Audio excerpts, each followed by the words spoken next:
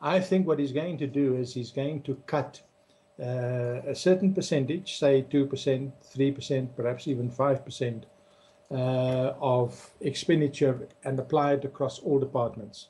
So whether you're the Department of Water Affairs or the Department of Land or Education or Health or whatever, 3 or 4% of your budget gets trimmed off. Now, precisely how you then do that trimming inside the budget, that will then vary from department to department.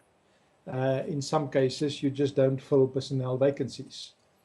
On that score, I wouldn't be surprised if he announces a freeze on recruitment or appointment of any new personnel in the entire civil service, the central government and the 9 provinces. That will force government departments to cut their wage bill, their salary bill. So that's certainly one way. Another way would be to simply cut those budgets where there are any unspent funds at the end of the year. So you've been given 100 Rand at the beginning of the year, but you only spent 95 or 96 Rand throughout the year.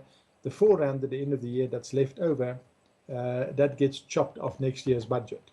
That could be a second way of doing it. The third way, which will also happen and which I'm not very keen on, but it is a possibility, is that you cut capital expenditure. In other words, roadworks, all the elements of infrastructure.